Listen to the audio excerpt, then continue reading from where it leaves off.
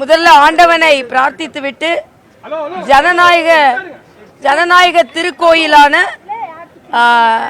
வாக்குச்சாவடி தான் ஜனநாயக திருக்கோயில். வாக்காளர்களே மகேசன்கள். அதனால இன்னைக்கு இறைவனை பிரார்த்தித்து இதே வாக்குச்சாவடிக்கு ஒரு மருத்துவ கல்லூரி உயர் மாணவியா வந்த, இதே வாக்குச்சாவடிக்கு அரசியல்வாதியா வந்த, பாஜகவோட மாநில தலைவரா வந்த, அதுக்கப்புறம் ஆளுநரா வந்த, இன்னைக்கு வேட்பாளரா வந்திருக்கிறேன். அதனால் இதுதான் ஜனநாயகத்தின் மாண்பு. ஒரே வாக்குச்சாவடியில ஒரு சாமானிய குடிமக்கள் எப்படி உயர்ந்து வர முடியும் என்பதற்கு வாக்குச்சாவடிகள் ஒரு சான்று. இன்னொன்று, நான் ஆளுநரா ஆன உடனே அந்தந்த மாநிலத்தின் முதல் குடிமகள் அவர்கள் தான். அதனால் அந்த மாநிலத்திற்கு அவர்கள் வாக்கை மாற்றி விடுவார்கள். ஆனால் என் தமிழ் மக்கள் என் தமிழ்நாட்டில் தான் என் வாக்கு இருக்கணும்னு நான் 2 மாநில ஆளுநர் ஆன பிறகும் என்னோட வாக்கை நான் தமிழ்நாட்டில் தான், இந்த வாக்குச்சாவடியில் தான் நான் செலுத்தினேன். அந்த மகிழ்ச்சியான பெருமையான தருணத்தை நான் மகிழ்வோடு பகிர்ந்து கொள்கிறேன். இது ஜனநாயக திருவிழா. எல்லோரும் சிந்தித்து வாக்களிக்க வேண்டும்.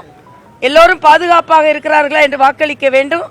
எனக்கு மயிலையில் மக்கள் ஒரு வாய்ப்பை தந்திருக்கிறார்கள். அனைவரும் வாக்களிக்க வேண்டும் என்பதுதான் எனது பணிவன்பான வேண்டுகோள். யாரும் உங்களது வாக்குகளை வீணாக்காமல் அனைவரும் சென்று வாக்களித்து உங்கள் குரலாக நல்லவர்களின் குரல் சட்டமன்றத்தில் ஓங்கி ஒலிப்பதற்கு அனைவரும் உதவி செய்ய வேண்டும். குறிப்பாக பெண்களுக்கான பிரதிநிதித்துவம் என்பது குறைவாகவே இருக்கிறது. அதனால் பெண்களின் குரல் சட்டமன்றத்தில் ஓங்கி ஒலிக்க வேண்டும் என்று எங்களை போன்றவர்களுக்கு நீங்கள் ஆதரவு தர வேண்டும்.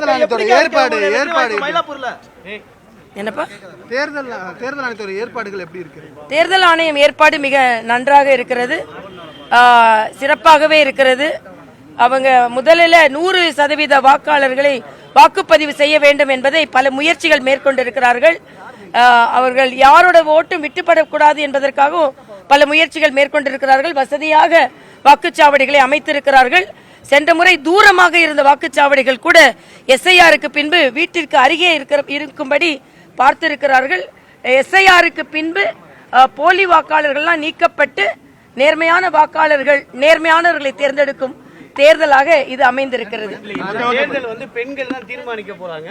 இதுவரைக்கும் வாக்களிக்காத பெண்களுக்கு என்ன சொல்ல வருது? நான் ஏற்கனவே சொல்லிட்டேன். வாக்களிக்காத பெண்கள் வாக்களிக்காமலாம் இருக்க மாட்டாங்க. எல்லாரும் வந்து வாக்களிப்பார்கள். ஆக வாக்களிக்க வேண்டும். அனைவரும் முற்றிலுமாக முழுவதுமாக வாக்களிக்கும் பொழுதுதான் இந்த ஜனநாயக திருவிழா நிறைவடையும். மரியாதைக்குரிய பாரத பிரதமர் இன்னைக்கு சொல்லியிருக்கிறார், மக்கள் தான், மக்களாட்சி தான் முதன்மையானது, மக்களே முதன்மையானவர்கள். எங்களது கொள்கையும் அதனால்தான். அத மக்கள் மக்கள் மக்கள். நன்றி.